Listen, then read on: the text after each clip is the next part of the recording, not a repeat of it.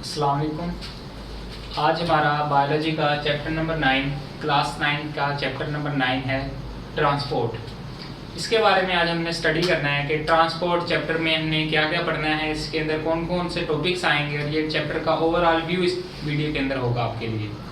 अब ज़रा देखेंगे ट्रांसपोर्ट चैप्टर नंबर 9 जो है, सबसे पहले हम देख लेते हैं कि इसका वर्ड ट्रांसपोर्ट का मीनिंग क्या है। देखें, ट्रांसपोर्ट का मीनिंग होता है किसी भी चीज़ को एक जगह से दूसरी जगह लेकर जाना। जैसे आप देखते हैं ना, ट्रांसपोर्ट की चीज़ें जैसे गाड़ियाँ या कोई भी चीज़, बाइक्स वगैरह। इसी तरह ट्रांसपोर्ट क्या है, movement from one place to another, यानी कि किसी भी चीज़ को एक जगह से उठाकर दूसरी जगह शिफ्ट करना, इसे हम कहेंगे ट्रांसपोर्ट। तो यहाँ तक तो आपको वर्ड ट्रांसपोर्ट का मीनिंग पता लग गया कि ट्रांसपोर्ट क्या है। उसके बाद आप देखेंगे ट्रांसपोर्ट किस तरह लिविंग ऑर्गेनिज्म में भी यूज़ होता है। जैसे कि जितने भी all living things need transport to live, हर चीज़ को जिंदा रहने के लिए ट्रांसपोर्ट की ज़रूरत होती है। अब आप कहेंगे क्यों होती है, ज़रा देखें। प्लांट्स और एनिमल्स, यानी कि अलबत्ता हर चीज़ को ट्रांसपोर्ट की ज़रूरत है, जिसमें ह्यूमंस यानी कि हम भी आ जाते हैं, होमो सैपियंस। इसके अंदर हमें मूवमेंट की ज़रूरत होती है। जैसे कि देखें, प्लांट सेल्स और एनिमल सेल्स को हमने ड्रा किया है यहाँ पर, ये प्लांट सेल की डायग्राम और ये एनिमल सेल की। अब ज़रा देखें कि प्लांट सेल को किन किन चीज़ों की रिक्वायरमेंट होती है, किन किन चीज़ों की ज़रूरत होती है, और एनिमल सेल को क्या क्या चीज़ें चाहिए। अब ज़रा पहले हम प्लांट सेल को देखते हैं। तो प्लांट सेल को क्या क्या चाहिए, उसे इनटेक करना है, कार्बन डाइऑक्साइड चाहिए उसे और वाटर चाहिए। अब कार्बन डाइऑक्साइड तो प्लांट सेल्स तक पहुंचती है, जैसे कि लीव्स के अंदर जो प्लांट सेल्स हैं उनको कार्बन डाइऑक्साइड चाहिए फोटोसिंथेसिस के लिए। तो वो स्टोमेटा, जैसा कि आपको पता है कि लीफ जो होता है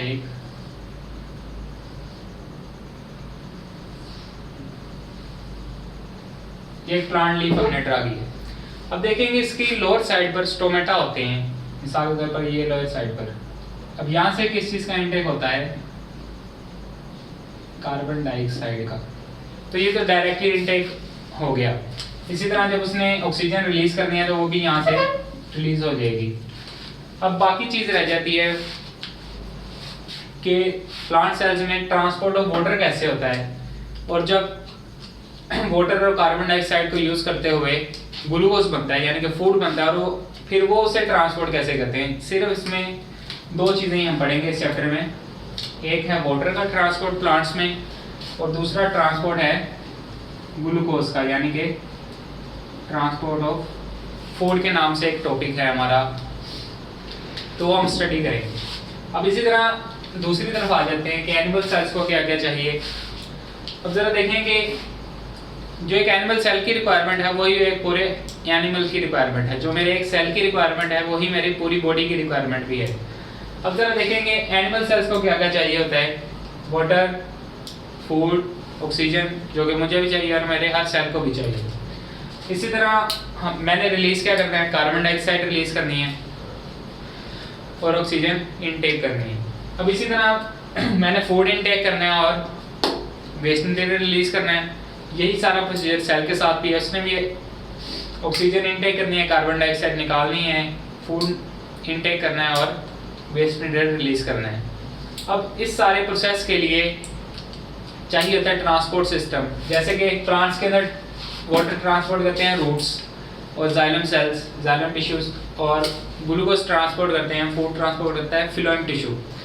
अब दूसरी तरफ एनिमल सेल्स में ये सारा ट्रांसपोर्ट करता है ब्लड। मैं यहाँ पर लिख देता हूँ।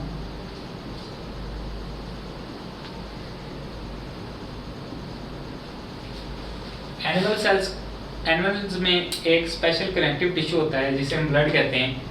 अब जितना भी एनिमल्स में ट्रांसपोर्ट का काम है ना सारा, वो इसने करना है, ब्लड ने। इसी ने लंग्स में से ऑक्सीजन को कैप्चर करना है हीमोग्लोबिन ने, और जाकर हर बॉडी के हर सेल तक जाके ऑक्सीजन पहुंचानी है। इसी तरह स्मॉल इंटेस्टाइन में से इसने ग्लूकोज जो है उसे एब्जॉर्ब करके वो भी हर सेल तक जाके पहुंचा देना है। और ये तो हो गया हर सेल तक इनटेक ब्लड ने पहुंचा दी सप्लाई। इसी तरह जब हर सेल के अंदर कार्बन डाइऑक्साइड बनती है तो वो भी जो ब्लड है वो वहाँ से कार्बन डाइऑक्साइड अपने अंदर लेता है और वापस आकर लंग्स के अंदर रिलीज कर देता है, यानी कि कार्बन डाइऑक्साइड रिलीज।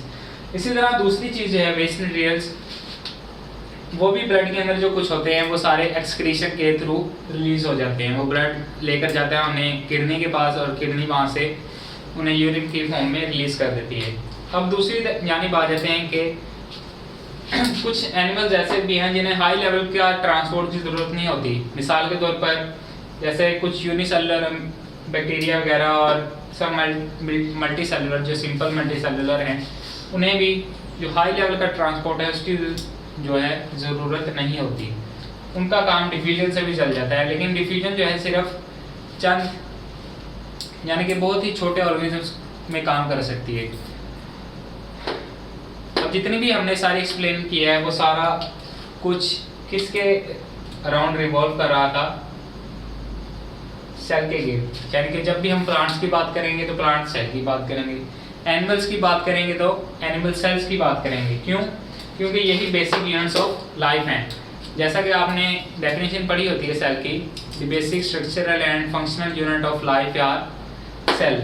अब जब भी हम प्लांट्स की बात करेंगे तो प्लांट सेल बेसिक यूनिट उसका, एनिमल्स की बात करेंगे तो एनिमल सेल्स। अब यहाँ तक हमने इस चैप्टर का ओवरव्यू देखा है कि प्लांट सेल्स में हम transport of water, transport of food पढ़ेंगे, और इसी तरह एनिमल सेल्स में भी हम ट्रांसपोर्ट का मेन फ्लूइड है ब्लड, वो देखेंगे, और सर्कुलेटरी सिस्टम देखेंगे हम कि उसके अंदर ब्लड है, ब्लड वेसल्स हैं और एक पंपिंग ऑर्गन हार्ट है। उम्मीद करते हैं कि आपको इस चैप्टर का ओवरव्यू पता लग गया होगा। अल्लाह हाफिज़।